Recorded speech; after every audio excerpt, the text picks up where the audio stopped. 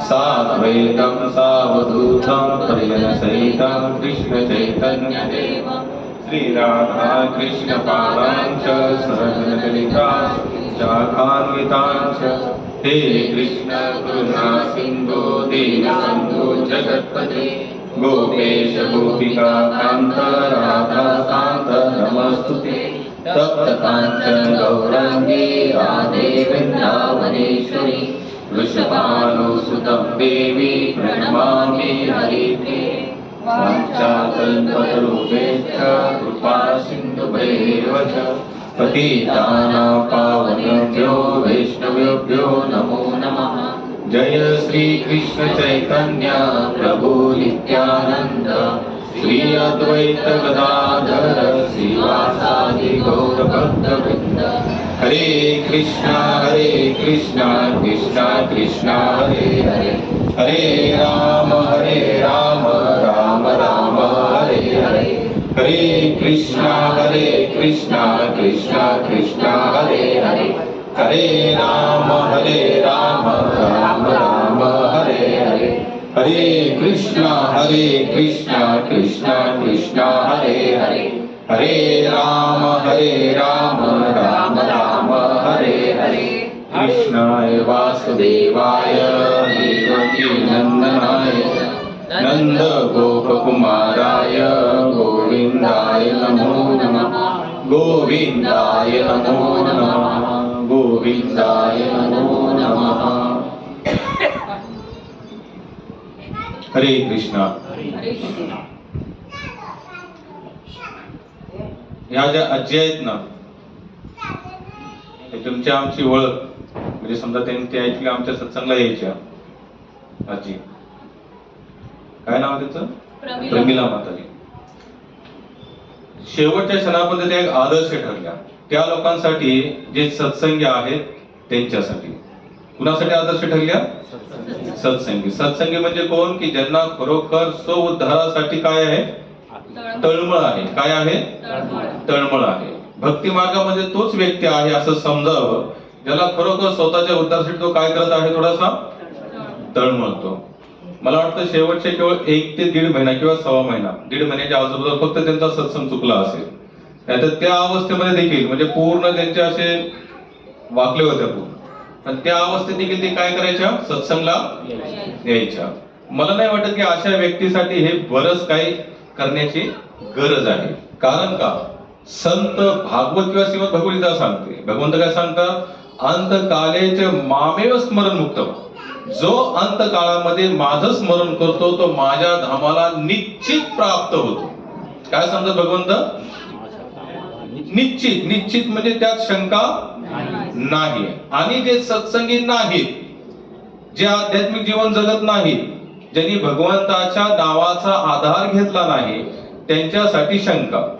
आणि त्या लोकांसाठी किंवा त्यांच्या मुक्तीसाठी म्हणजे सगळी काय केलेली आहे?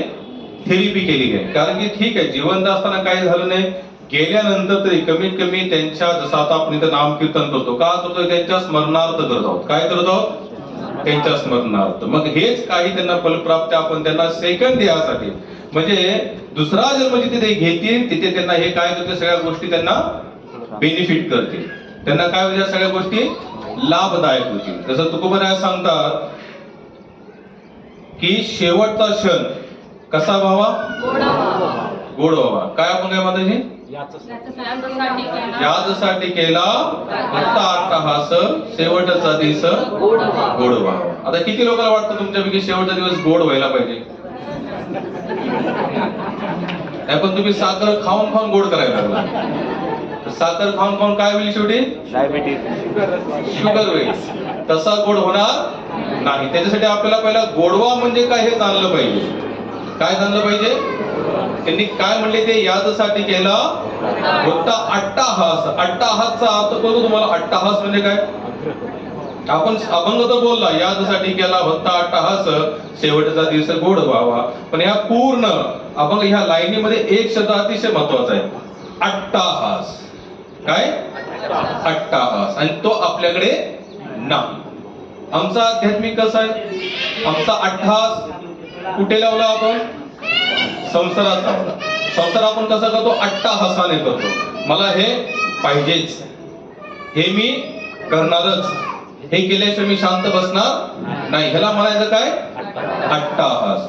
तुकोबरायांनी हा जो अभंग बोलले ना, त्याच्यामध्ये खरोखर अट्टाहास शब्द हा त्यांच्या भगवत भक्तीला लागू पडतो. कुणाच्या भक्तीला लागू पडतो? अट्टाहास. का बरं अट्टाहास त्यांना लागू पडतो हा शब्द?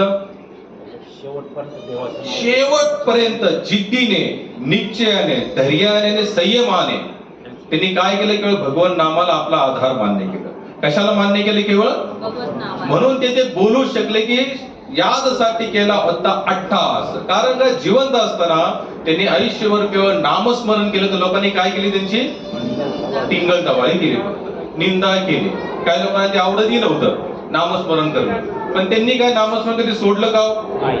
आता तुम्हाला तुकोबारायांचं कधी जीवनचरित्र तुम्ही कधी वाचलं असेल किंवा ऐकलं असेल ना, एक दिवस किंवा एकही कारण असं नव्हतं की त्यांनी ते कारण लावलं आणि म्हटले की माझं नामस्मरण होणार नाही. त्यांनी सगळ्या कारणांना काय केली होती? तिलांजली दिली संसाराच्या. एकही कारण त्यांनी असं ठेवलं ज्याच्यामध्ये नामस्मरण झालं नाही. आणि आमची सगळी कारण अशी आहेत ज्याच्यामुळे आमचं नामस्मरण होत नाही. लोकांना सांगा तुम्ही थोडंसं भजन करा, नामस्मरण करा.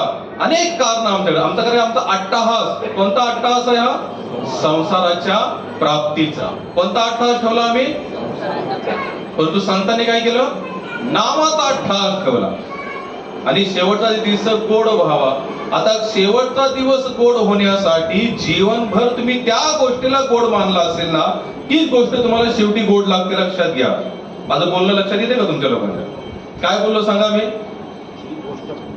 जीवनभर तुम्ही ज्या गोष्टीला गोड मानलं ना, तीच गोष्ट तुम्हाला गोड वाटत असते. शेवटी पण तीच गोड वाटते बरं का. सत्य आहे, पुन्हा जन्म घेणे लागे वास्तविक सत्य. पक्का आहे. जीवनभर तुम्ही ज्या गोष्टीला सत्य मानलं, जी गोष्ट तुम्हाला खरी वाटली, तीच गोष्ट शेवटलाही तुम्हाला खरीच वाटते. लक्षात घ्या. मग तुकोबा काय मला सांगतात?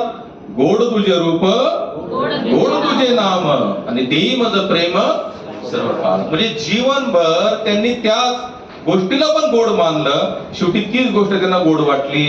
कोणत्या गोष्टीला गोड मानलं त्यांनी? गोड तुझे रूप आणि गोड तुझे नाम. भगवंता तुझं रूप मला फक्त गोड वाटतं, तुझं नावच मला फक्त गोड वाटतं, बाकी मला कोणती गोष्ट गोड वाटत नाही. ह्या दोन गोष्टी त्यांना जीवनभर गोड वाटल्या. म्हणून शेवट पण त्यांचा कसा झाला? गोड झाला. आमचं तसं सगळं उलट गणित आहे. आमचं गणित कसं आहे? सगळं उलट आहे. जीवनभर आम्हाला देव असावा वाटतो, नामस्मरण असावं असं वाटतं, पण किती? हाताच्या अंतरावर. किती असं वाटतं? जसं गाडी शिकताना ड्रायव्हर मागे लिहितो ना, गाडी शिकत आहे, सावधान, अंतर ठेवा, सुरक्षित ठेवा. तसं आमचं आध्यात्मिक जीवन आहे. आम्ही देवाला पण काय म्हटलेलं आहे? मी भक्ती करतो, पण देवा अंतर कसं करा तुमचं आमचं सुरक्षित ठेवा. आता सुरक्षित अंतराने भगवंताचा आपण कुवा बनू शकतो का केव्हा तरी? नाही. हे अंतर संपावं म्हणूनच भगवंताने आपल्याला मानवी देह दिला. काय सांगतो संत?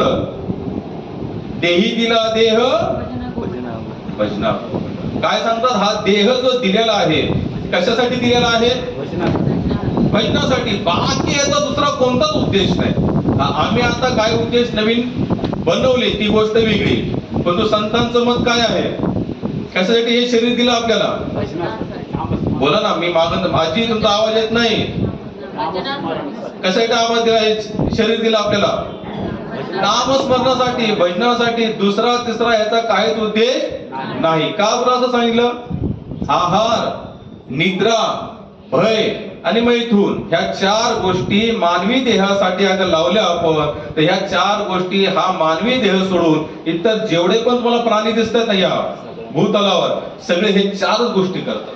खाणे, पिणे, झोपणे आणि या शरीरापासून काहीतरी संसार निर्माण करणे. आणि त्या चार गोष्टी करण्यासाठी अगर हा देहही लावला, तर त्यांच्यात आणि आमच्यात फरक राहील का हो? काहीतरी काहीच नाही. आणि हे मी सांगत नाहीये, तुकाराम मला सांगतात. तरीच जन्म यावे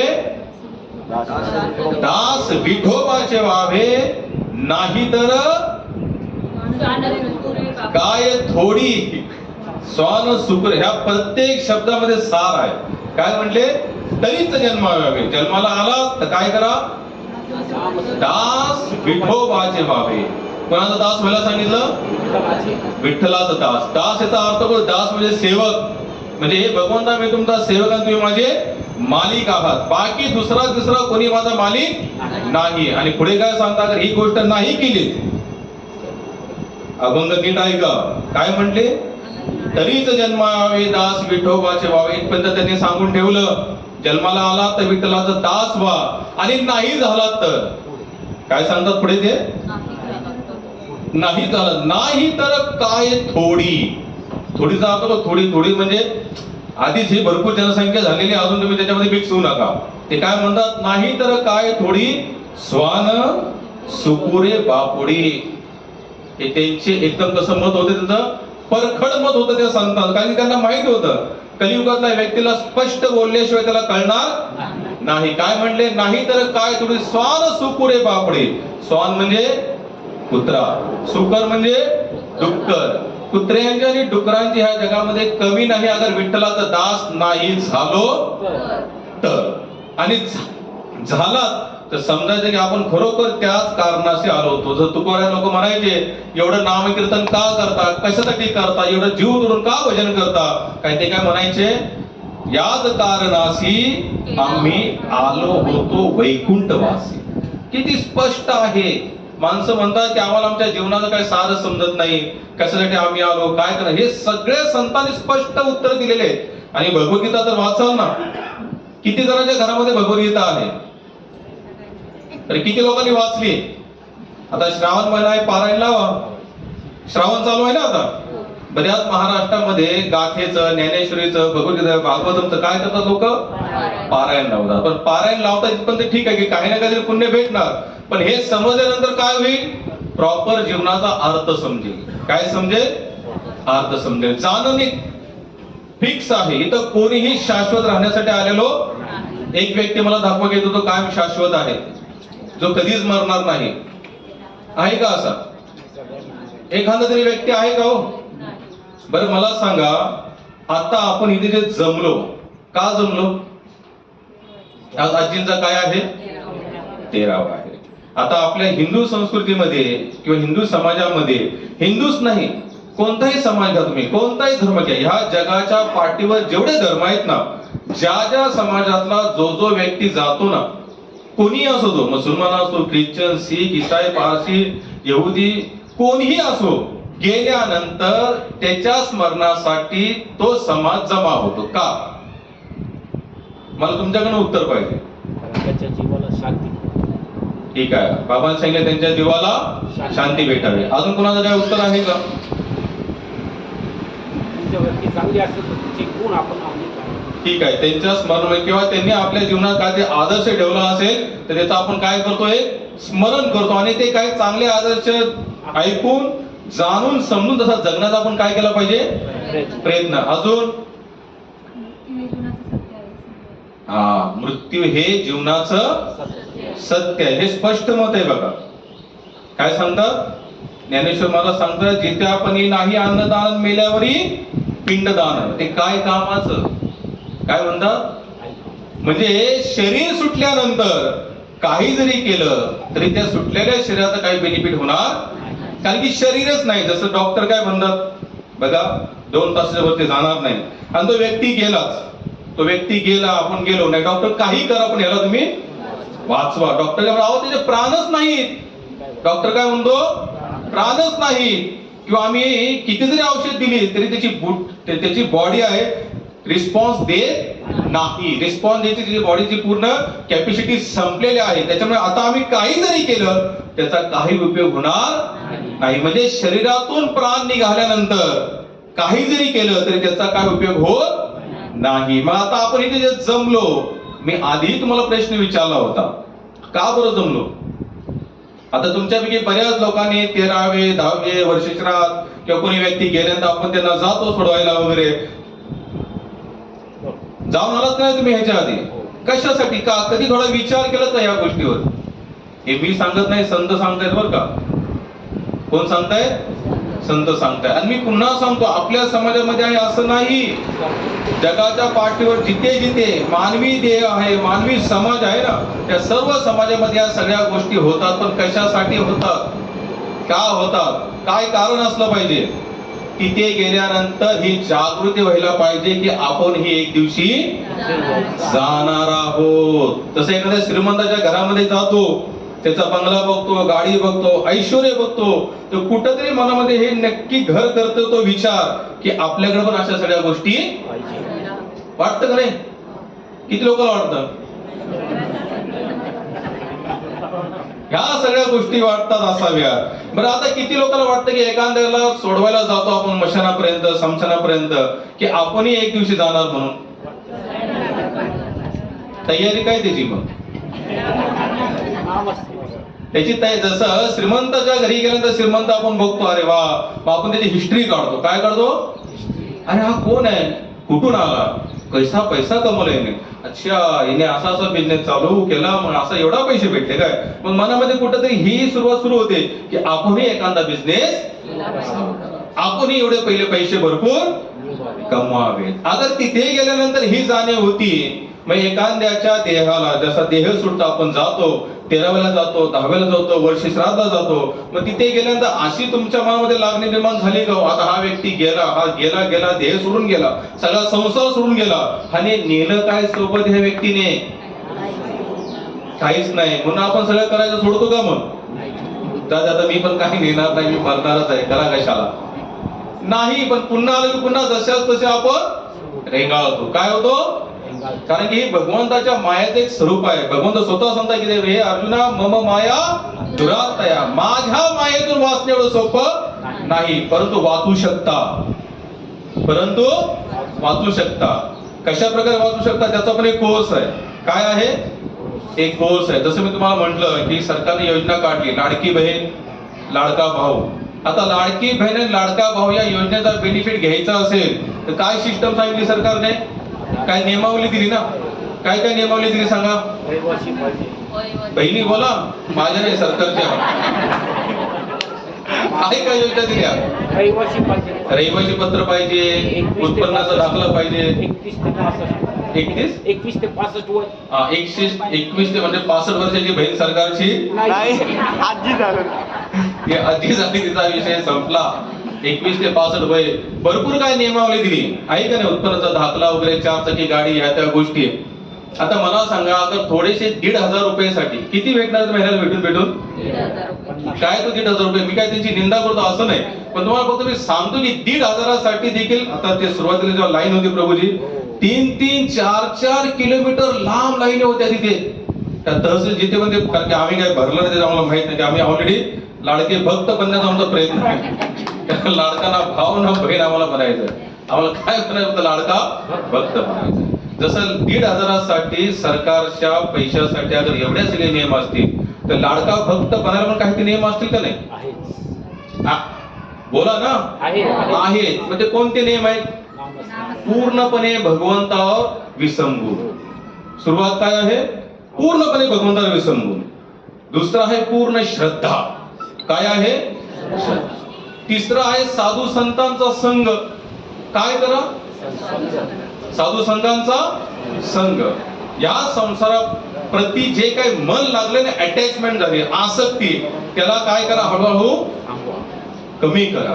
कारण का? लक्षात घ्या, इथे कितीतरी अटॅचमेंट ठेवली आपल्या सुखात आणि दुःखात, कशातच सोबती नसतात. लक्षात धरून चाला तुम्ही. लोक म्हणतात सुखात पण सोबती नसतं. कोणते सुखात? आपल्या सुखात सोबती नसतात. आपल्या सुखामुळे त्यांना कुठेतरी सुख प्राप्ती होत असते, म्हणून ते सोबत असतात. समजा एखाद्याचं मोठं कुठेतरी लग्न चालू आहे, भरपूर काय आहे तिथे, जेवण खावण सगळ्या गोष्टी, म्हणजे तिथे सुखच चालू आहे ना. पण तिथे अगर आपल्याला बोलवलं नसेल तर आपण जातो का? नाही. आणि त्या मोठ्या लग्नाची भाऊमात्री करतो का आपण? का नाही करत? बोलवलं नाही.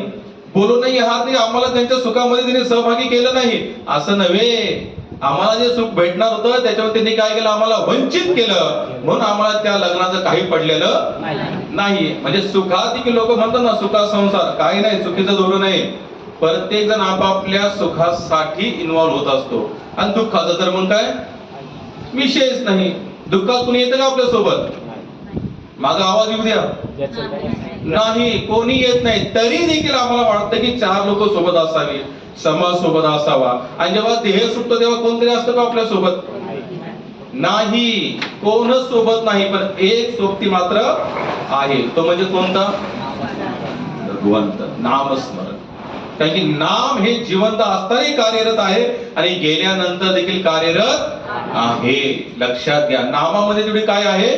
ताकद आहे. आणि विशेषतः कलियुगामध्ये, म्हणजे ज्या युगात आपण जीवन जगतोय ना, त्याच्यात केवळ फक्त तरण्यासाठी एकच सिद्धांत आहे, एकच नियम आहे. तो म्हणजे कोणता? नाम. भगवंताचं नामस्मरण, दुसरं तिसरं काही नाही. म्हणून समर्पण करा, श्रद्धा करा, विश्वास ठेवा, संतांचा संग करा. कारण की संतांच्या संघामध्ये जी तुम्हाला प्राप्ती होईल ना, ती तुम्ही संसाराच्या संघामध्ये होणार नाही. म्हणून तुकाराम महाराजांचा एक अभंग आहे, प्रसिद्ध अभंग आहे. तुमच्यापैकी कोणी वारकरी असतील, आता तुम्हाला ऐकून माहिती असेल. हेची दान देगा देवा तुझा विसरला गुण गुण गाई गायीन आवडी, हेची माझी सर्व गुढी. न लगे मुक्ती धन संपदा, साधू संग दे सदा. आणि तुका म्हणे गर्भवासी सुखे मायनासी. काय मागाय सांगितलं त्यांनी? हेची दान देगा देवा तुझं विसरल बाबा. का बरं? का सांगितलं असेल त्यांनी की तुमचा विसर मला होऊ नये? कारण की तुम्ही लिहून घ्या माझ्याकडनं, ज्या वेळेला तुम्हाला भगवंताचं विस्मरण होतं त्यावेळेला तुमच्या दुःखाची सुरुवात होती. तोपर्यंत संसारात दुःख हे अस्तित्व नाही. आम्ही एखाद्या गोष्टीला दुःख मानलो, तो विषय आपला, तो विषय आपला. तसं बघायला गेलं तर संसारात दुःख हा विषयच नाही. कारण का, जेव्हा आपण इथे राहणारच नाहीये, इथं आपण शाश्वत नाहीये, मग दुःख हा विषय आला कुठून? बोला, दुःख हा विषय आला कुठून? आपण इथे शाश्वत आहोत का? नित्य आहोत का? आजी गेली, आजोबा गेले, आई वडील गेले, अजून कोणी सगळे संगडी गेले, या अर्थी आपण ही जाणार. जेव्हा आपण इथून जाणारच आहे, मग दुःख कसलं? एक्झाम्पल तुम्हाला सांगतो. जसं आपण एखाद्याच्या घरामध्ये गेलो, आपण जायला आणि अर्ध्या एका तासाने समजा काय घटना, दुर्घटना झाली, तर आपल्याला विशेष काय दुःख होतं का? जरी झालं तरी मनामध्ये काय होतं? अरे आपण इथं काय जास्त थांबणार नाही, आता इथून आपण तर जाणार आहोत. इथं आपण जेव्हा जाणार आहोत म्हणजे मग इथल्या दुःखाशी आपला संबंध काय? कारण की आपण ह्या घरातले नाही. जेव्हा आपण ह्या घरातले नाहीत म्हणजे आपल्याला काय फरक पडतो? जसं 2 दिवसाच्या आधी बांगलादेशमध्ये काय चाललेले आहे, कालपासून पुढे चाललं, अजून नवीन एका जागेला ब्रिटन मध्ये पण चालू झालं का? न्यूज बघता ना? मी थोडा शौकी नाही देता म्हणून तुम्हाला म्हणून. 2-3 दिवसात बांगलादेशमध्ये जाळपोळ चालू झाली, ब्रिटन मध्ये जाळपोळ झाली. आपल्याला काय फरक पडलाय का? नाश्ता केला नाही तुम्ही? केला का नाही नाश्ता? बोला ना हा किंवा नाही, लाजू नका, बिंदास बोला. केला ना? का बरं? बांगलादेश मध्ये आग लागली, नाश्ता बंद केला. ब्रिटन मध्ये आग लागली, नाश्ता बंद केला. आम्ही पण नाही केला म्हणतो. पण समजा नाशिक मध्ये एखादी घटना झाली मोठी, जिथं आपण इथे राहतो, इथे जवळपास कुठे थोडाफार आपल्या खाण्यापिण्यात थोडा तरी इफेक्ट होतोच. काय म्हणतात, अरे तिकडे जाळपोळ जाऊ दे, मरू कुठं खातोच, बघ इथे काय झालं, बघ शाळेला बॉम्बस्फोट झाला. काय की आपल्या घरात जिथे आपण राहतोय म्हणून त्या दुःखाची आपली काय आहे? संलग्नता आहे. जिथे आपण राहणारच नाहीये, मग तिथे दुःखाची आणि सुखाची संलग्नता काय कामाची मला सांगा. म्हणून सांगता, सत्य ओळखा या जगात. सुखाचं अस्तित्व नाही, दुःखाचं अस्तित्व नाही. तर हे जाणायचं असेल त्याच्यासाठी पहिले स्वतःचं अस्तित्व जाणा. काय करा? स्वतःचं. आपण इथे निश्चित नाही, आपण काही वेळासाठी आलेलो आहोत आणि पुन्हा आपण इथून जाणार आहोत. पण जायची कुणाला घाई नाही. पण तुमची जरी घाई नसली तरी त्या देवाला मात्र घाई आहे. कारण की जनसंख्या मॅनेज आणि मेंटेन करायची आहे. कारण की एकच वर्ग कंटिन्यू ठेवला तर काय होईल? इथे महापुरी जनसमाजाचा महापुरी. पण नाही, भगवंताची योजना कशी परफेक्ट आहे. भगवंताची प्लॅन कसा आहे? परफेक्ट आहे. या आजीसाठी आता म्हणजे जमलो नाही. आजीकडचा एकच आदर्श मी तरी शिकलो. कोणी शिकले न शिकले मला माहित नाही. कारण की शरीर सोडण्याच्या 1 दिवस मी इथे आलो होतो. आजीला दवाखान्यात न्यायचं होतं. फोन आला मला मात्याचं या प्रभूजी म्हणून. आल्यानंतर इथून घरापासून ते दवाखान्यात पुन्हा घरापर्यंत अवस्था एकदम त्यांची कशी होती? बिकट होती. श्वास घेण्याचा त्यांना त्रास होत होता. कोणतो माधवा, मधुसूदना, रामा, हरे कृष्णा हे नाम त्यांच्या मुखामध्ये चालू होतं. त्याच्यामुळे त्यांच्यासाठी विशेष काय दुःख मानायची गरज नाही. कारण का ज्याच्यासाठी देह घेऊन आल्या होत्या ते त्यांनी कार्य एकदा पार पाडलेलं आहे. त्याच्यामुळे विशेष काय दुःखाची गरज नाही. मला वाटतं दुःख त्या लोकांसाठी नक्की असलं पाहिजे ज्यांनी आयुष्यभर भजन केलं नाही, त्यांनी जीवनभर भजन केलं नाही, आध्यात्मिक जीवन जगले नाही, त्यांच्यासाठी नक्की दुःख असलं पाहिजे. परंतु ज्यांनी आयुष्यभर भजन केलेलं आहे दुःख कशाचं आहे त्यांचं? कारण का सांगा, भगवद्गीतेमध्ये स्पष्ट आहे, ज्ञानेश्वर महाराज स्पष्ट सांगतात, सगळे संत सांगतात की मानवी देहाचा एकच उद्देश आहे, या देहात आला तर काय करा? भजन करा, नामस्मरण करा. बाकी दुसरा तिसरा उद्योग काय करायची गरज नाही. कारण का बाकीचे जे उद्योग आहेत ना, तुम्ही नाही जरी केले तर ते कोणी ना कोणीतरी येऊन करणारच आहे. आणि हा भ्रम आहे आपला सगळ्यांचा, आम्ही आहोत म्हणून काहीतरी होतंय. जाऊन बघा, काही फरक पडत नाही. जशाच तसं सगळं. ही जी रुटीन जी आहे ना, एकदम व्यवस्थित भगवंताने बसवलेली ही घडी. आपण कोणी आलो म्हणून काय करतो, हा फक्त आपला काय आहे? भ्रम आहे.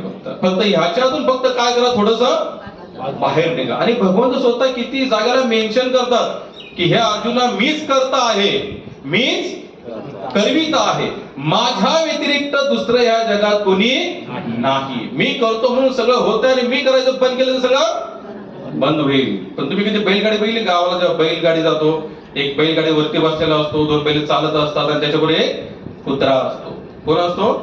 कुत्रा असतो. कुत्रा कुठे चालला होता?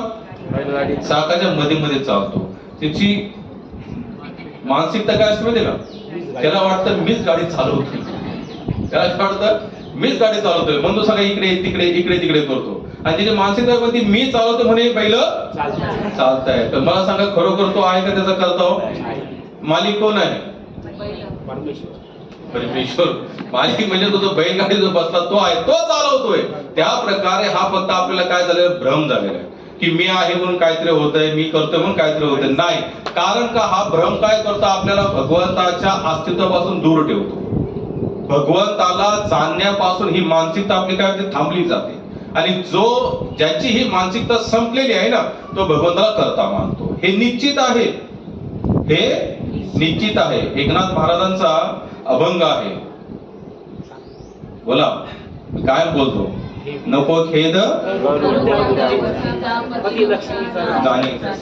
जैशी स्थिती आहे नको खेद करू कोणत्या गोष्टीचा पती लक्ष्मीचा जाणीत असे, तैशा परी आहे कौतुक तुपा आहे एका जनार्दनी भोग प्रारब्धाचा हरी कृपे द्याचा.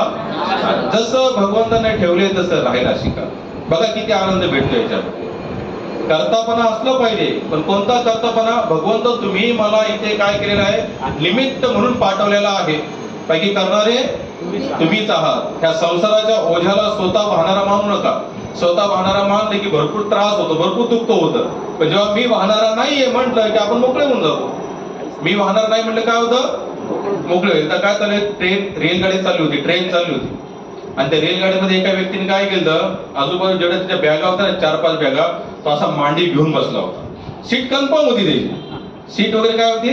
कन्फर्म होती. पण त्याने काय केलं? सगळं सामान मांडीव घेतलं. मग आता एक दोन जण बघत होते, काय येडा माणूस आहे म्हणते, एवढी सगळी जागा ठेवली, इकडे सामान तिकडे ठेवू शकतो, सीटच्या खालीवरती सामान ठेवायला जागा असती ना. पण त्याने काय केलं? सगळं स्वतःच्या उरावर घेतलं होतं. मराठीवर मांडी घेऊन बसला होता. मांडीवर बसला. एका दोघांना ते काय वाटलंय थोडं सांगावं, सामान इकडे ठेवायची जागा आहे, खाली ठेवायची जागा आहे. मग ते गेले म्हणजे बाबा हे ज्या बॅगा वगैरे तुम्ही जे स्वतःच्या अंगावर घेऊन बसतायत ना मांडीवर, याला काय करा, खाली ठेवून द्या, वरती सामान ठेवायची जागा आहे. तर म्हणजे नाही मी तुमच्या सगळा मूर्ख नाही म्हणले. काय म्हणले? तसं आम्हाला बरेच लोक म्हणतात, हा देव करतो काय, आम्ही केलं तर हे होतं, तिथे लागू पडतं जरा. यांना काय म्हणले? हे सामान तुम्ही इकडे ठेवून द्या. तो म्हणला मी मूर्ख नाही तुमच्या घर. म्हणले मी स्वतः तर बसलो ट्रेन मध्ये, म्हणजे माझं तर वजन ट्रेन पहिली वाहतेच, म्हणजे ट्रेनवर माझं वजन ऑलरेडी आहे, पुन्हा सामानाचं वजन मी ट्रेनवर ठेवू का? काय म्हणला? सामानाचं वजन पण मी ट्रेनसाठी देऊ का? म्हटलं मी एवढा अत्याचारी मूर्ख माणसं म्हटले मूर्ख आहेस म्हटलं. तू ज्या ट्रेन मध्ये बसलाय, तू सामानासहित बसलेला आहे, त्याच्यामुळे तुलाही वाहणारी ट्रेन आहे, तुझ्या सामानाला वाहणारी ट्रेन आहे. बस एवढाच फरक आहे संत जीवनामध्ये आणि साधारण जीवनामध्ये. संतांनी काय केलं? आपला पूर्ण संसाराचा भार टाकून भगवंत सांभाळा तुम्ही आम्हाला पक्का माहिती, आणि तुम्ही जे सांभाळणार ना एकदम योग्य आणि व्यवस्थित सांभाळा, आणि आम्ही जे सांभाळून आमचा संसार अनेक त्याच्यात काय राहतील? त्रुटी राहतील, अपूर्णता राहील. म्हणून काय करा, त्या मूर्ख माणसाचं स्वतःला करता मानू नका, ओझं मानणारा मानू नका. अरे आपला भार तो सांभाळतोय. ह्या पावसाळ्यामध्ये किती छोटे छोटे काय निघतात? किडे निघतात. एक आश्रम आहे तपोवन सीताराम आश्रम, तिथे मी जातो, कायम बसायला जातो तिथे. मी अनेक पाऊस चालू झाला म्हटलं ना, एवढे जीव जंतू निघतात, कुठून निघतात ते शेवटी भगवंताला माहित. आणि ते पूर्ण जीवन जगतात, जन्म घेतात, सगळा संसार करतात आणि वेळेनुसार शरीर.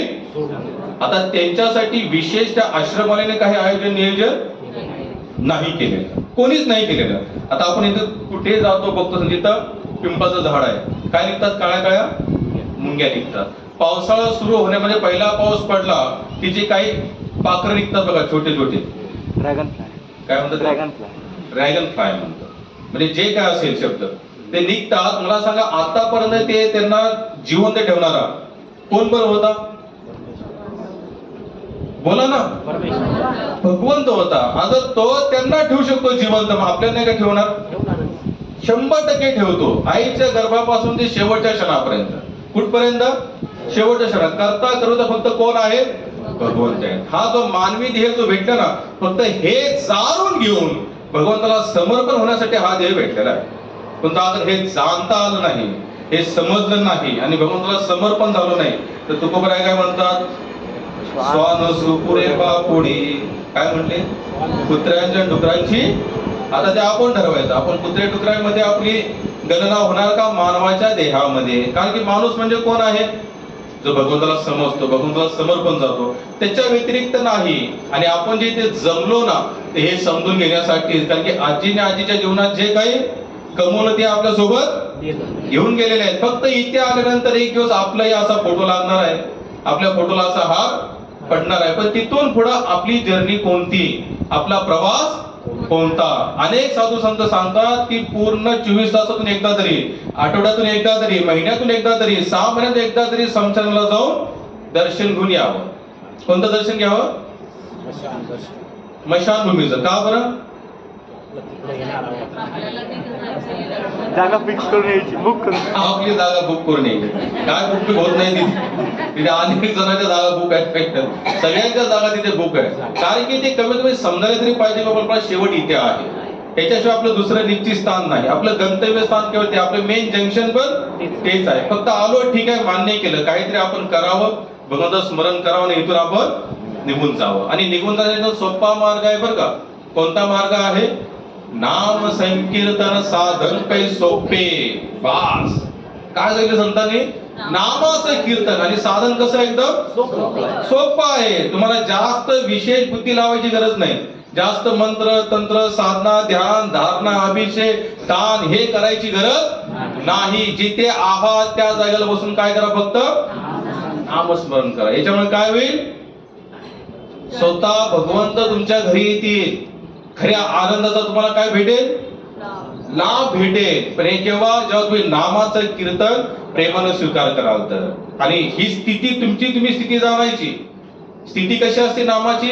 जसं जसं संसारातून मन हटत जातं आणि नामामध्ये म्हणजे भगवंताच्या नामात जसं आनंद व्यक्त होतो, स्वतः आनंद वाटतो, तर समजायचं की भगवंताची कृपा आपल्यावर आहे किंवा आपण खऱ्या अर्थाने नामस्मरण करत आहोत. हे कोण सांगते सगळे? आपल्याला शास्त्र सांगतात, संत सांगतात. आणि संतांच्या सहवासामध्ये बसलो तर या गोष्टीची जागृती होईल, अन्यथा होणार नाही. कारण की स्पष्ट आहे, जसा संघ असा काय असतो? रंग चढतो का नाही? जसा संघ असा रंग. लक्षात घ्या. म्हणून संतांनी काय सांगितलं? केवळ संतांच्या संघामध्ये बसा किंवा जे आध्यात्मिक जीवन आहे त्या जीवनामध्ये जगण्याचा काय करा? तुम्ही प्रयत्न करा. आणि नाम अशा प्रकारे घ्या की अंतिम क्षणाला फक्त नामच आठवेल. काय आठवेल? फक्त नाम आठवेल. ह्या जगामध्ये आपण सगळं करायला तयार आहे. आता मी यात्रा करतो, अनेक लोक तीर्थयात्रेला येतात, भरपूर श्रम करतात, मग तिथे डोंगरच्या डोंगर चढतील, असे पाय जातील, खाली येतील, पुन्हा येऊन जातील. आम्ही नॉन स्टॉप चढतो बरं का. एका जागेला पण मी स्टॉप घेतला नाही, थकलो पण नाही, बाकीच्या पाणी तरी पिलं, कोण जेवलं, कोण बसलं, कोण म्हटलं मी अर्ध्यातून खाली जातो, पण मी एकटा मात्र बहादर काय केलं, शेवटपर्यंत गेलो. आणि एकदा नाही 3दा दर्शन केलं. काय सांगतात, एकदा नाही 3दा दर्शन केलं. एका मला धक्का मारला, मी पण त्याला धक्का मारून या अनुभूती आहे का भगवंताची? या आध्यात्मिक जीवन आहे का? नाही. ह्याचा त्याचा काही संबंध नाही. तुकोबराय सांगतात, तीर्थी धोंडा पाणी देव रोकडा सज्जनी, मिळालिया सत्संग समर्पिते भले अंग. काय करा, तीर्थाला जाल आणि सत्संग नाही केला. मी केवळ तुम्हाला सत्संगाची महिमा सांगतो. सत्संग नाही केला तर काय केला, तीर्थी धोंडा, धोंडा म्हणजे दगड, त्या दगडावर जाऊन तुम्ही काय केलं, फक्त पाणी वाहून आला. ह्याच्यापेक्षा दुसरी कृती घडलेली नाही. परंतु तीर्थाला गेला, सत्संग केलं, नाम संगीत केलं, संतांचा संग केला, तर ते तीर्थ तुमचं मेन्शन झालं, तर ते तीर्थ तुमचं मेन्शन झालं, अन्यथा नाही. आधी संत जात होते तीर्थाटनाला, पण ते का जात होते, दर्शनासाठी तर बिलकुल जात नव्हते. पण तिथे गेल्याने अजून कोणीतरी संत भेटतील, अजून काहीतरी आध्यात्मिक नवीन ऐकायला भेटेल, ज्याच्याकडून आमच्या मनामध्ये पुन्हा काय भक्तीचा झरा वाहील, जास्त वाहील. हे केव्हा शक्य आहे, संतांच्या संघामध्ये. एक व्यक्ती होता, दोघं भाव होते. ते दोघं भावांना त्यातला एक होता नास्तिक आणि एक होता आस्तिक. आता आस्तिकाचं मेन लक्षण काय, की त्याला संतांबरोबर प्रेम राहतं. त्याला एखादा असा कोणी नाम कीर्तन करताना, एखादी वारी चालली, दिंडी चालली, तर हा स्वतःहून जातो, म्हणतो महाराज काय सेवा करू, आमच्या घरी काय जलपान करणार, थोडा चहा घ्या, थोडं जीवन जा, जे काय थोडी तरी सेवा करण्याचा आम्हाला मोका द्या. हे लक्षण कुणाचं आहे, अस्तित्वाचं, आस्तिकाचं. म्हणजे जे भगवत भक्त आहे, भक्ताचं स्पष्ट मत असतं की त्याला कोणी सांगतो लगेच जातो की प्रभू काय सेवा आमच्याकडनं. पण ते नास्तिक ते असतं, ते काय म्हणतात, भक्त ए लावा दार, काय म्हणतात, ए लावा दरवाजा, नाही तर काहीतरी मागतील. काय मागतील, मागून मागून घरदार तरी मागणार नाही. 7 बारा मागितलं का आपण कुठल्या साधून तुम्हाला कधी 7 बारा मागितला बघ, काय म्हणलं मागून मागून, हो जन्माष्टमी आहे 500 पावती पडतं का, हो रामनवमी आहे 100 पावती पडतं का, काय मागतात मागून मागून. पण ते पहिलं आपण लगेच दरवाजा बंद का, काहीतरी माग, म्हणजे भिकारी आपण का ते मागण्याचे बारे आपल्यावर पाहिजे. तशी जे दरवाजा लावतात ते खरे भिकारी, कारण की ते तर एकदम स्वाभिमानाने मागतायत, काहीतरी कार्य करतायत म्हणून मागतायत. आता एक होता नास्तिक आणि एक होता आस्तिक. एकत्र कुटुंब होतं. आता आस्तिक काय करायचा, कोणी साधू संत आले की त्यांना घरी बोलवायचा, थोडं नाम कीर्तन, भजन कीर्तन, नामस्मरण, हरिकथा, हरिचर्चा व्हायची. पण नास्तिकाला ते बिलकुल आवडत नव्हतं. ज्या दिवशी ह्याला समजलं एका दिवस आधीच की उद्या साधू संत येणार आहे, तो एक दिवस आधीच बाहेर बुकिंग द्यायची. जोपर्यंत साधू संत जात नाही तोपर्यंत हा घरी येत नाही. पण संयोग एकदा असा झाला, अनेक साधू संत अचानक आले त्या व्यक्तीच्या घरी. जसं समजा आपल्याला माहिती आहे हे भक्त आहेत, तर आपण काय म्हणतो, काय नाही यांच्या घरी गेले की आम्हाला 2 टाइम प्रसाद भेटणार आहे, थोडे हरिकर्ता होणार आहे. काय करायचं, थोडे हरिकर्ता करायचे, हरिभजन करायचं, 2 टाइम प्रसाद घ्यायचा, दक्षिण घ्यायचं आणि करायचं काय होईल भक्तांच्या घरी. तर एकदा एक दिवशी अचानक साधू संत आले, की साधू संतांना माहित होतं तिथं असा एक भक्त राहतो, तिथे गेले की आपल्याला 2 टाइम प्रसाद वगैरे भेटेल, आपण तिथे घेऊ प्रसाद आणि निघू. आता या नास्तिकाला काय पहिला अंदाज नव्हता, 1-2 दिवस हा पहिला अंदाज काढायचा. अंदाज लागला की आधीच काय करायचं, निघून जायचा. पण आता ह्याला निघायला चान्स नाही, कुठे बाहेर जायला चान्स नाही. साधू संतांची गर्दी, मोठा घोळका होता. आता ह्याला बाहेर जाता पण ना काय येतं, त्याला पुन्हा भीती. म्हणजे बाहेर जाताना कोणी अडवलं का संतांनी, तो संत म्हणतो बाप्पा जवळ बसा, घ्या थोडं नाम कीर्तन. शेवटी काय करायला लागेल, आपल्याला बसावं लागेल. असं होतं का नाही. आता काही लोक बघा सत्संगला बिलकुल बसत नाही, फिरत राहतात. काय बरं, त्यांना भीती वाटते, बसले की तर उठता येणार नाही, बसले की उठता, त्याच्यावर बसायलाच नको, आपलं लांब फिरत का, भीती वाटते. काय बसले की उठता येणार नाही, उठताना उठले की लोक काहीतरी बोलतील, त्याच्यात बोलायलाही नको आणि बसायला नको. आपलं तसं याच्या मनामध्ये थोडी धुकधुक होती. म्हणलं आता आपण बाहेर गेलो तर हे अडवतील, कीर्तन चालू आहे, लेक्चर चालू आहे, आपल्याला बसवतील. आणि आपली इच्छा नसताना पण थोडंफार आपल्या राम राम कृष्ण कृष्ण बोलावं लागेल. मी एक आयडिया केली, तिथे घेतलं आपल्या दरवाजाला कडी लावून. आता तो रूम बंदच. आता इथे बाहेर नाम कीर्तन चालू आहे, हे ना काय त्याला ऐकायची सवय नाही. एवढा नास्तिक होता की याला कुठं भजन जरी चालू झालं त्याला ऐकण्याची इच्छा राहत नव्हती. कारण का म्हणजे जायचंच नाही, तो त्या विषयाला तो सत्यच मानत नव्हता. दार लावून घेतला, हिने लावला आतमध्ये कडी लावली, स्पीकर लावला आतमध्ये, कारण की बाहेरचा आवाज आपल्याला ऐकाय यायला नको, महिना आतमध्ये त्याचं भजन लावलं, त्याला पिक्चरची गाणी जिकडे तिकडं. तर आता काय साधू संत आपले हरे कृष्ण हरे कृष्ण गात होते, पण मध्ये मध्ये तिथून आतून थोडाफार आवाज यायचा. पण आपल्या ह्यांनी आपलं कंटिन्यू नामस्मरण चालू ठेवलं, कंटिन्यू चालू ठेवलं. तास 2 तास नाम कीर्तन चाललं, भजन चाललं, लेक्चर झालं, भंडारा झाला, तर याचा आवाज आतमध्ये चालूच आहे. शेवटी एका संतांनी त्या आस्तिकाला विचारलं, काय म्हणतो आतल्या रूम मध्ये कोण आहे? म्हणजे आम्ही एकदा बाहेर भजन करतो, त्याचं आपलं आतमध्ये काहीतरी. तर म्हणतो जाऊ दे गुरुदेव महाराज, माझाच भाव आहे म्हणतो. काय बोलणार त्याला, पण त्याला काही याचा गंध नाही, तो या गोष्टीला खरं मानत नाही. त्याला नाम कीर्तन साधू संत म्हटले की त्याच्या अंगाची लाई होते म्हणतात. त्याला किती जरी सांगितलं तरी तो ऐकत नाही. त्याच्यामुळे आम्ही त्याचा आता विषय सोडून, जसा नास्तिक आस्तिकाचा विषय सोडतो, तसा आस्तिक पण नास्तिकाचा विषय सोडतो. कोणाला वेळ पडत नाही, कारण की भगवद्गीतेचा आम्ही आता सत्संग चालतो 16वा अध्याय ना माताजी. दैवी आसुरी संपाद विभाग. दैवी आणि आसुरी दोनच गुणांची माणसं या जगामध्ये राहतात. काश दुसरी तिसरी कोणतीच नाही. या जगामध्ये दुसरा समाज नाही. 2 समाजाचे लोक आहेत, एक दैवी एक आसुरी. म्हणजे एक चांगल्या गुणांचा आणि एक वाईट गुणांचा. बाकी जे तुटके मुटके छोटे मोठे समाज आहेत तुम्ही आम्ही तयार केलेले आहेत. बाकी भगवंतांनी मेन्शन केलेले फक्त 2च जाती आणि 2च समाज, चांगला आणि वाईट. आता ह्या चांगल्याची वाईटची जवळ वाईट बरोबर चांगली जमत नाही हे सांगत होते. मग त्यातला एक संत कसा होता थोडासा स्ट्रॉंग, तो म्हणला तो तेवढा जिद्दीत, आम्ही पण जिद्दी. संत भरपूर हे असतात का जिद्दी. साधारण समाजाची जिद्द एका सीमेपर्यंत मर्यादित असते, पण संतांची जिद्द प्राण गेले तरी बेहतर, पण ते मागे सरत नाही.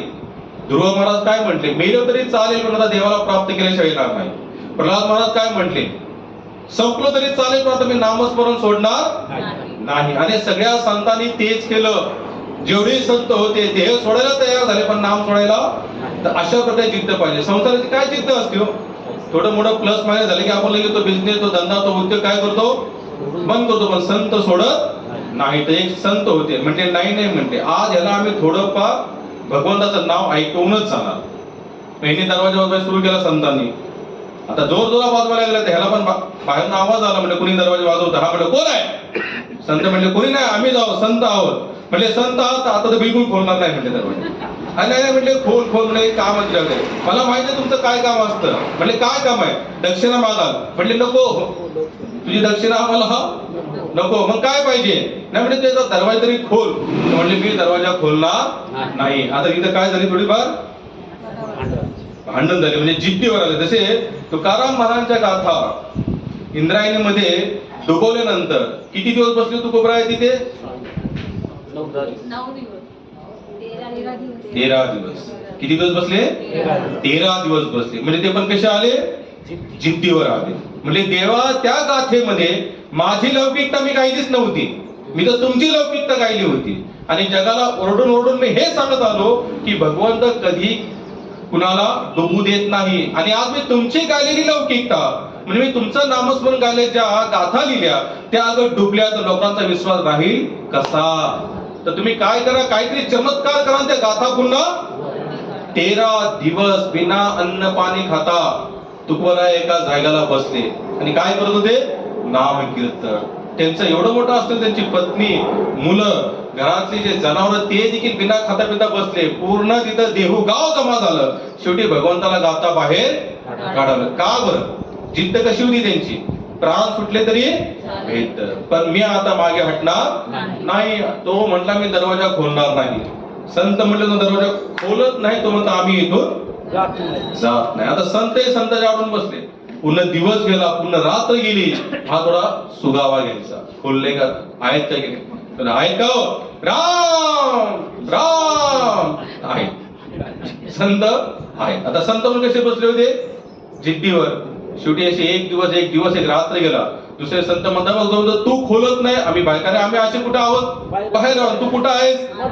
त्याच्यामुळे तुला काही ना काहीतरी करायला शेवटी बाहेर यावं लागलं. त्याच्यापेक्षा तू दरवाजा खोल आणि जास्त वेळ नाही, फक्त आम्ही जेवढं सांगतो तेवढं ऐक आणि एक शब्द बोल आणि विषय आम्ही आमच्या मार्गी जातो. मग हाही विचार होतो किती वेळ आत बसणार आपण बाहेर असतो तर गोष्ट वेगळी आहे. संतांना आतमध्ये कोंडून ठेवलं असं, पण आपण कोंडून घेतले स्वतःला. बाहेर यायचे असेल दरवाजा बोलावा लागणार. शेवटी त्याने तर्क कुतर्क विचार केला, शेवटी म्हणतो आता दरवाजा खोलतो. मग आतून आधीच म्हणतो मी जास्त उशीर थांबणार नाही, दार खोलतो, पण खोलले की लगेच निघून जाणार, बस मला अडवायचं नाही. संत म्हणतो आम्ही तुम्हाला बिलकुल अडवणार नाही, फक्त आम्ही एकच शब्द सांगणार, तेवढं तुला फक्त बोलायचं आहे. हा विचार करून एकच शब्द बोलायचा आहे ना, त्यात काय जास्त अवघड नाही. ठीक आहे म्हणून मी दरवाजा खोलतो. ते दरवाजा खोलला, ते संत तिला समोर दिसले, म्हणले बोला काय काम आहे, काय बोलायचं आहे. म्हणजे एकदा राम बोल. काय म्हणले? राम. एकदा राम बोल. म्हणतो मी दुसरं तिसरं काही बोलणार नाही, मी हे तुम्ही सांगता ते बिलकुल बोलणार नाही. संत म्हणतात एवढे 10-15 शब्द बोलतो मी, काही बोलणार नाही, दुसरं ते सांग सगळं बोलेल. राम बोला तुला काय अडचण आहे. आणि त्या संतांचे सगळे त्याचा ग्रुप होता आणि संत कसे होते एकदम मजबूत होते. आता मजबूत म्हणले ते नाही बोलावं तर हे कुत्ताव केलं आपल्याला, त्याच्यापेक्षा राम बोला आणि विषय सोडून द्या. ठीक आहे म्हणतो मी एकदाच बोलणार, पण मला डबल फोर्स करायचा नाही. म्हणले ठीक आहे बोल. म्हणले राम. म्हणले राम. संत म्हणतात बन गया हमारा काम. संत काय म्हणतात? बन गया हमारा काम. पण त्यात एक संत म्हणतात एक काम कर म्हणतात. तू आता हे फक्त राम जे बोललाच नाही, भले जीवनात आता कधी नाही बोललास तरी चालेल, परंतु एक गोष्ट लक्षात ठेव, नीट ऐका बरं का आता कथा. काय म्हणले संत त्याला बोलायला? राम बोलायला सांगितलं. राम बोलायला संत काय म्हणतात, ह्या राम नावाच्या मोबदल्यामध्ये तुला अगर कोणी काय गोष्ट का द्यायचा प्रयत्न केला तर ते राम नाव विकायच नाही. म्हणजे कोण म्हणतं तुला ही वस्तू घे आणि राम नावाची फलप्राप्ती तू मला अर्पण करतो, बिलकुल करायची नाही. जीवनभर हे राम नाम सोबत राहू दे, एवढं कर फक्त. म्हणजे दिले वचन. म्हणले काय भेटणार आहे भेटून राम नामाचं. म्हटलं राम राम तुम्ही आयुष्यभर रामच करता, काय भेटलं तुम्हाला. तसं संतांना लोक काय म्हणायचे, कशाला टाळ कुटता, कशाला टाळ कुटता. तुम्ही मारणार नाही. आज मोठमोठ्या देशामध्ये, ज्या अमेरिकेला आज महासत्ता म्हणून आपण बघतो, त्या देशात कॉलेजमध्ये भगवद्गीता हा विषय कोणता विषय, त्याचं नाव आहे हॅपीनेस टॉपिक म्हणून, सुखाचा आनंदाचा विषय. आणि आमची भगवद्गीता कुठे आहे? लाल कपडे गुंडाळून आम्ही श्रावण महिना आला की बाहेर काढतो, कार्तिक महिना आला की बाहेर काढतो. बाकी आपण हा कोणी गेलं असं की मग कशासाठी वाचायच्या आधी तुम्ही विचार करू शकता. गेलेल्या व्यक्तीला ज्याचं अस्तित्व ह्या जगामध्ये नाही, त्याच्यासाठी देखील अगर नामकीर्तन केलं, त्याच्यासाठी देखील अगर अन्नदान केलं, त्याच्यासाठी देखील आपण कुठे दान धर्म केला तर त्याची काय करते, ते सगळ्या गोष्टीची फलप्राप्ती त्या व्यक्तीला होते. म्हणजे गेल्यानंतर देखील ह्या सगळ्या गोष्टींचा बेनिफिट त्या व्यक्तीला होतो. ह्या आरती सत्य काय सांगा जगातलं. मग जसं एखादा व्यक्ती गेला आणि आपण त्याच्या नावावर एखादा फ्लॅट केला, काय उपयोग त्याचा? जसं एखाद्या बायकोने आपल्या नवऱ्याला म्हटले मला मंगळसूत्र करा, मिनी घंटन करा, आणि तो म्हटला नाही नाही मी करतो, असं 2-3 वर्ष गेल्यावर मग ती बायको मेल्यावर करणार का मला? बायको काय म्हणते? मेल्यावर करणार का? झालं माझ्या फोटोला. मग बायको काय म्हणेल? मेल्यावर करणार का? जिवंत आहे तो म्हणतो माझ्या इच्छा. हे केवळ संसारामध्ये आहे बरं का, पण आध्यात्मिक मार्गामध्ये गेल्यानंतर देखील त्याच्या नावाने केलेल्या सगळ्या गोष्टी त्याला बेनिफिट प्राप्त करतात. तसं ज्ञानेश्वर महाराजांनी काय केलं, एकदा श्राद्ध होते त्यांच्या घरी, श्राद्ध ठेवलं, पण आता आधीच लोकांनी काय केलं, त्यांना वाईट टाकलं होतं. आता वाईट टाकलं होतं म्हटलं काय केलं, लोक त्यांच्या घरी कोणी गेलेच नाही. ज्ञानेश्वर महाराज दुसऱ्याचा काय उद्योग केला नाही, घेतला आपलं टाळ कीर्तन घेतला आणि राम कृष्ण हरी राम कृष्ण हरी राम कृष्ण सुरू केलं. आणि साक्षात त्यांचे पित्र वरून खाली आलते जेवणासाठी. म्हणजे सत्य काय आहे शेवटी सांगा ना. म्हणजे व्यक्ती असतानाही बेनिफिट आहे आणि व्यक्ती नसताना. पण संसार फक्त हयात आहे तो पण सोबत जात नाही, सगळं इथे सोडून जाणार आहे. पडणार सगळ्यांच पडलंय, आपण घेऊन जाऊ शकत नाही. म्हणून ही गोष्ट काय फिट करायची आणि त्या सत्याला सत्य मानून इथं व्यवहार चालू ठेवा.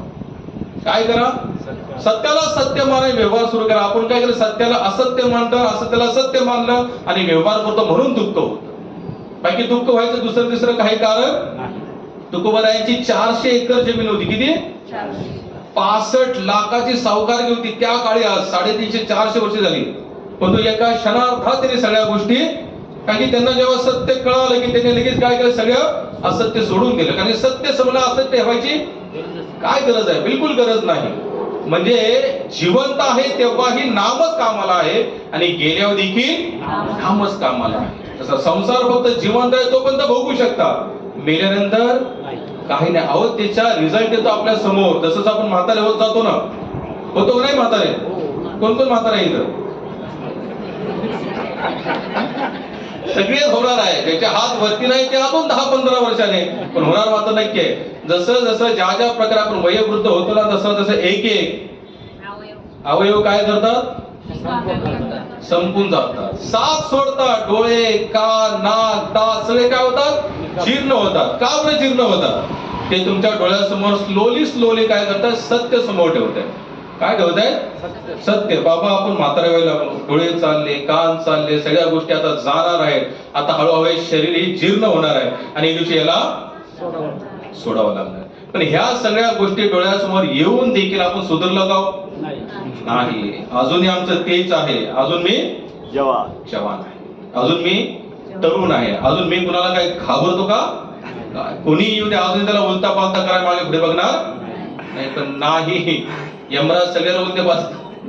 काळ जो असतो ना, काळ, या जगात जवान मात्र कोण आहे? फक्त काळ आहे. काळ कधी म्हातारा होत नाही. बाकी तुम्ही आम्ही सगळे वयोवृद्ध होणार आहे, शरीर सुटणार आहे. सत्य मात्र काय? भगवंताचं नामस्मरण. म्हणून तुकोबराचं एक अभंग आहे, नको नको मना गुंतू बोला माझ्या मागे मागे. नको नको मना काळ आला जवळी ग्रासावया, काळ आला जवळी ग्रासावया, काळाची उडी काळाची उडी पडेल बा जेव्हा, पडेल बा जेव्हा, सोडवीन तेव्हा, सोडवीन तेव्हा, माय बाप माय बाप, सोडवीन राजा, सोडवीन राजा, देशाचा चौधरी, देशाचा चौधरी, पुढे ऐका, अनेक सोयरी, अनेक सोयरी, भली भली, भली भली, तुका म्हणे तुला, तुका म्हणे तुला, सोडविल कुणी, सोडविल कोणी, एक चक्र पाणी, एक चक्र पाणी, वाचून या. वाचून या. किती स्पष्ट मत सांगितलं. हे मना इथे बिलकुल फसू नकोस, कारण की काळाची उडी म्हणजे काळ जेव्हा तुला येईल धरायला, तेव्हा तुला कोण सोडवणार? आपण म्हणतो माझे नातेवाईक आहेत, माझा मुलगा आहे, माझा नातू आहे, माझा अमका टमका ढमका सगळे येतात. डॉक्टर शेवटी म्हणतात आता एक काम करा, सगळ्याला का वाचवायला?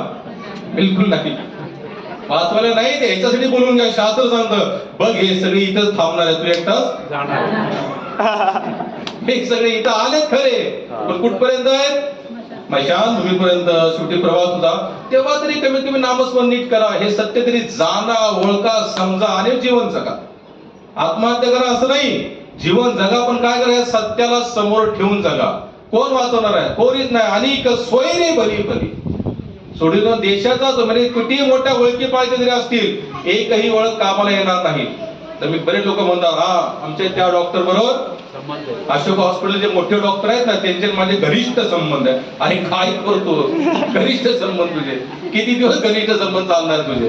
तुझा प्राण सुटला, डॉक्टर म्हणे बिल पे, बिल पे करा, बिल पे करा, बॉडी बॉडी पण तुमच्या हातात येत नाही. घनिष्ठ संबंध, पहिले पैसा, पैसे टाका. आजकाल डॉक्टर व्हेंटिलेटरवर ठेवतात आणि आपल्याला विचारतात काय करायचं, ठेवायचं का काढायचं? बिल वाढत आहे, बिल वाढवायचं का काढायचं आहे? आणि काढा, त्याला जाऊ द्या, मोकळं करा आणि आम्हालाही मोकळं करा. नातेवाईक टाकाळलेत बिचार. सत्य ओळखा, कोणी नाही. अगर खरोखर भगवंतावर प्रेम करा, ऑटोमॅटिक इथं विशेष काय करायची गरज नाही. तुमची अटॅचमेंट तुटू शकते, पण काय करा, जिथे अटॅचमेंट आहे तिथून काढा आणि नवीन जागेला लावा. काय करायचे आहे? जिथे अटॅचमेंट लावलेले आहे तिथून काढायचे आणि एकदा नवीन जागेला लावायचे आहे. आसक्ती सुटणार नाही, आसक्ती संपत नाही, आसक्ती नष्ट होणार नाही. आसक्ती नष्ट झाली ना, पूर्ण देश, पूर्ण जग स्तब्ध होऊन जाईल. समजा सगळ्यालाच वैराग्य आलं तर काय होईल? सगळा उद्योग, सगळा बाजार बंद पडेल.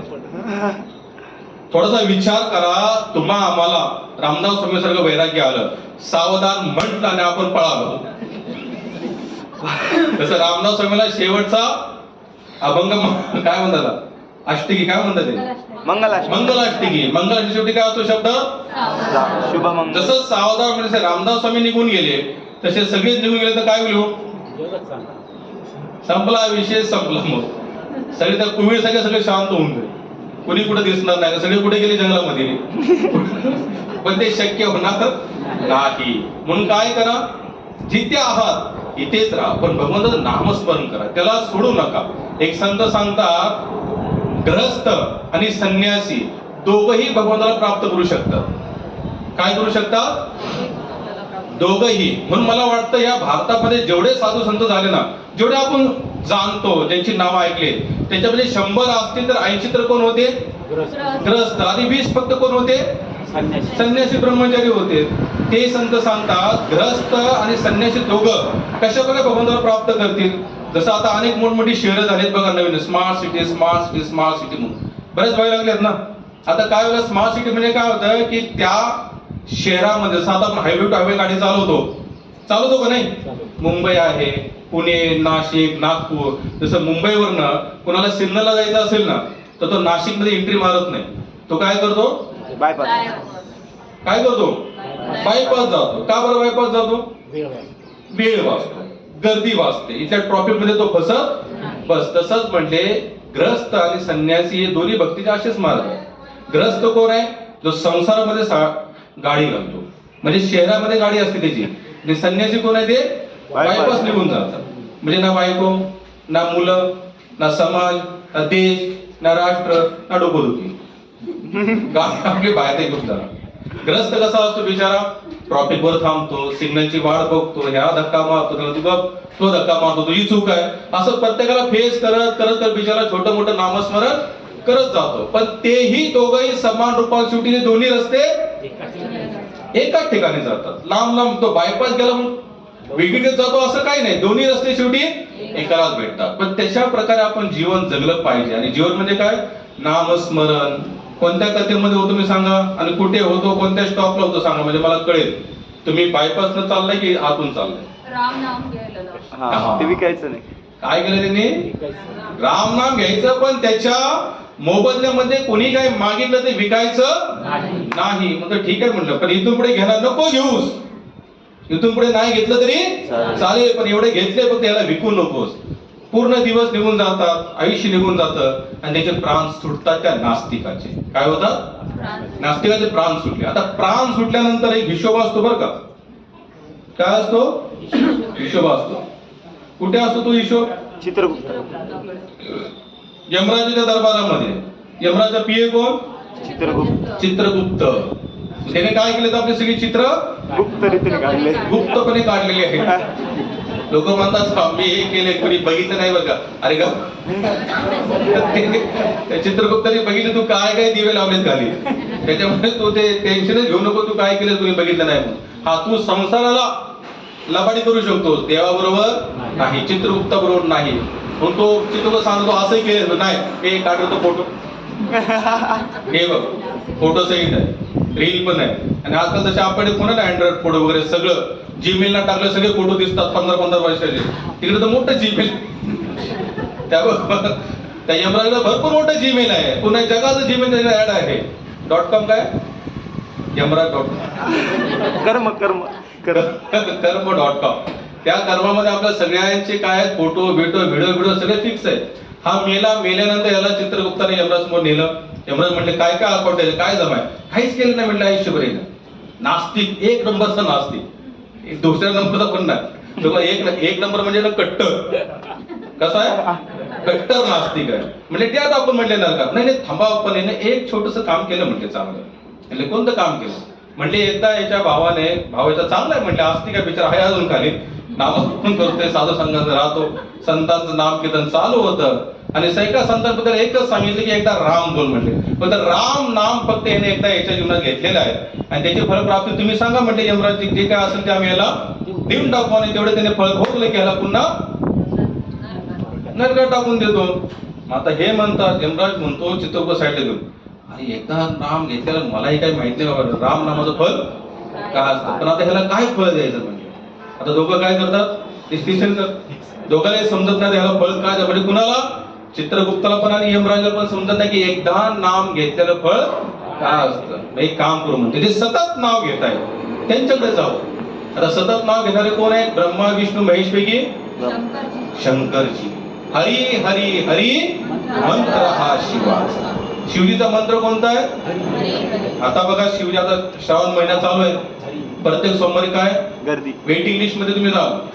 शंकरमध्ये तुम्हाला वेटिंग लिस्ट मिळाली. तुम्ही बाहेर काय करा, बाहेर 500 रुपये आत, 1000 रुपये डायरेक्ट आत, 2000 रुपये ब्रह्ममुहूर्त दर्शन, 4000 रुपये काहीच करू नका, लांब दर्शन घेता नाही. पण त्या शंकरजीला नक्की काय आवडतं? तुम्ही नुसतं त्या जाऊन पिंडाला हात लावतात, बिलकुल शंकरजी प्रसन्न होणार नाही. वैष्णवा नाम यथा शंभू. सगळ्यात मोठे वैष्णव कोण आहेत? भगवान शंकर आहेत. अरे ज्या शंकरजीने हरी हरी हरी मंत्र हा शिवाचा, ज्यांनी केवळ नामस्मरण पूर्ण जीवनभर काय केलं, त्यांनी नामस्मरण, दुसरं तिसरं काही करत नाही शंकरजी. त्यांना खऱ्या अर्थाने खरोखर प्रसन्न करायचं असेल ना श्रावण महिन्यामध्ये, ते विशेष करून भगवंताच्या नामाचं स्मरण करा. शंकरजी ऑटोमॅटिक तुमच्यावर प्रसन्न होतील. तर यमराज मध्ये काम तर ह्याला घेऊन चला, ह्याला घेऊन चला. आता कोण कोण निघाले? चित्रगुप्त एक, यमराजजी एक, आणि तो स्वतः. ते त्याला घेऊन चालले शिवजीकडे. म्हणतात शिवजी एक भरपूर मोठा प्रश्न पडला, आणि उत्तर तुम्ही देऊ शकता. म्हणजे काय प्रश्न आहे? म्हणजे या व्यक्तीने जीवनभर केवळ नास्तिकपणा केलेला आहे आणि एकदाच फक्त राम बोललेला आहे.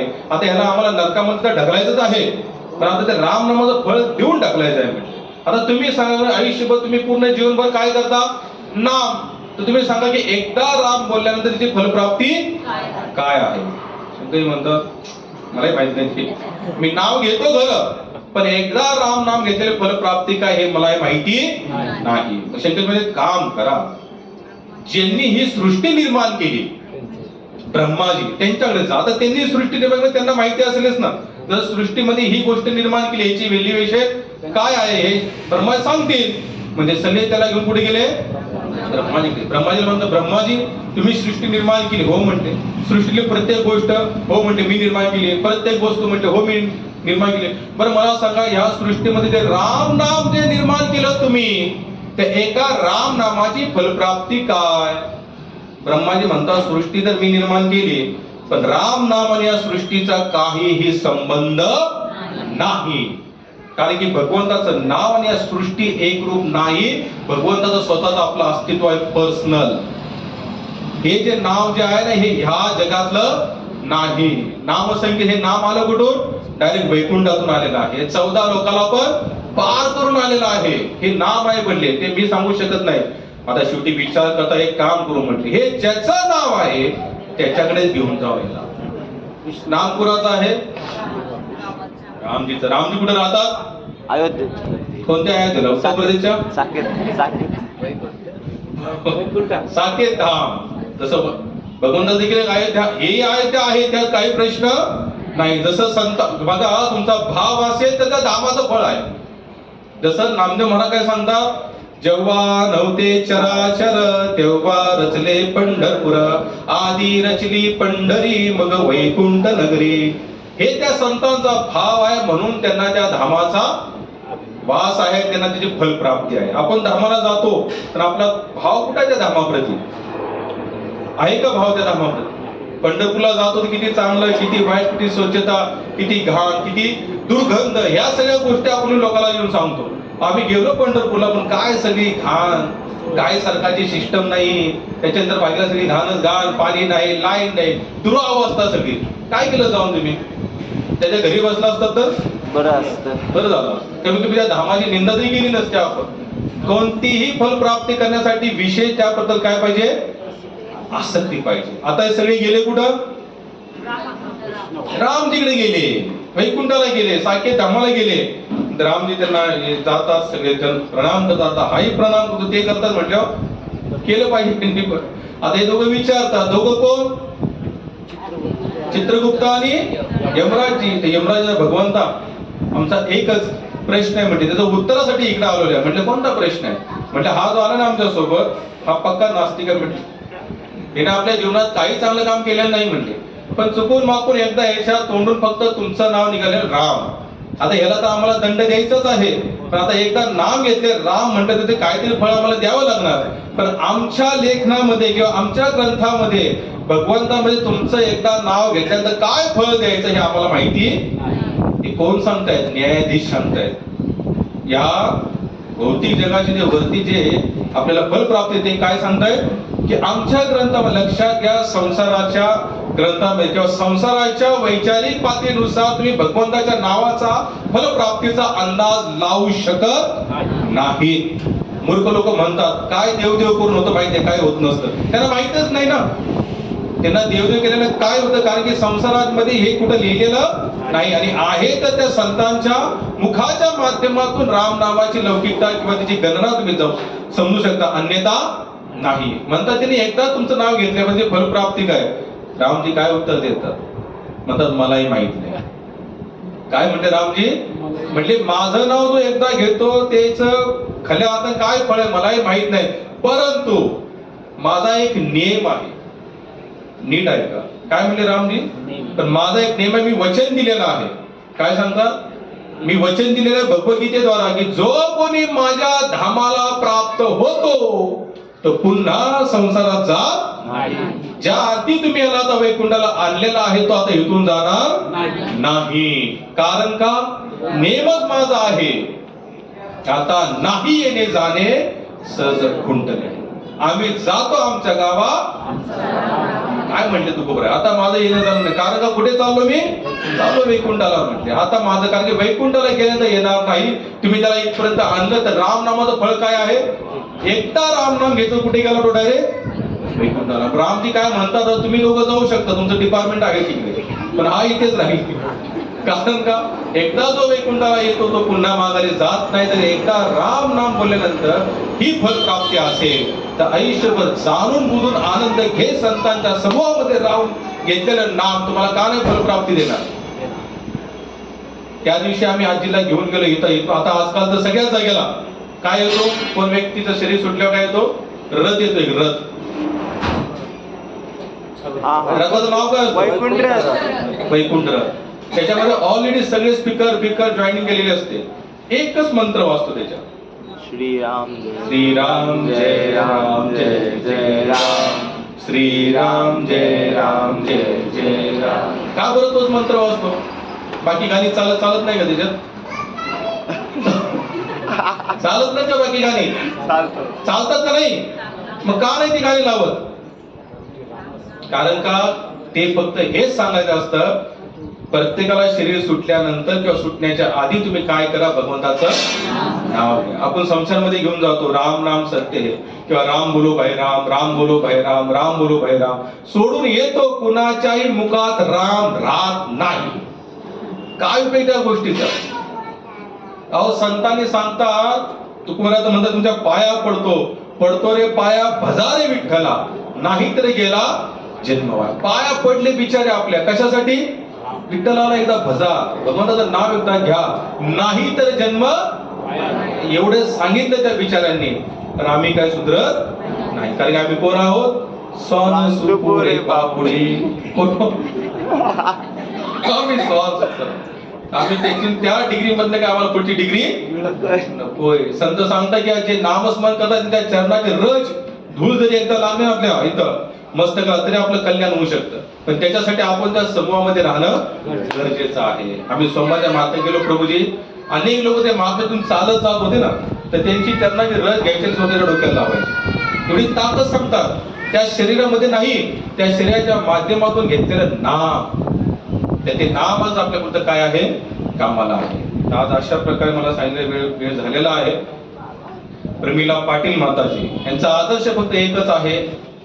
त्या माताजींनी जीवनभर म्हणजे शेवटच्या क्षणापर्यंत काय नाम सोडलं नाही. तर त्यांची तर मुक्ती पक्की आहे, त्यात काही डाऊट नाही. मला आदल्या दिवशी मला कोण होतं माझ्यावर, नेता प्रभूजी होते. नाही इथं आल्यानंतर माझ्या वरतीच बोलले ना त्या आजी म्हटल्या की प्रभूजी तुमचे उपकार माझ्यावर भरपूर आहे, त्याला कसे फेडू.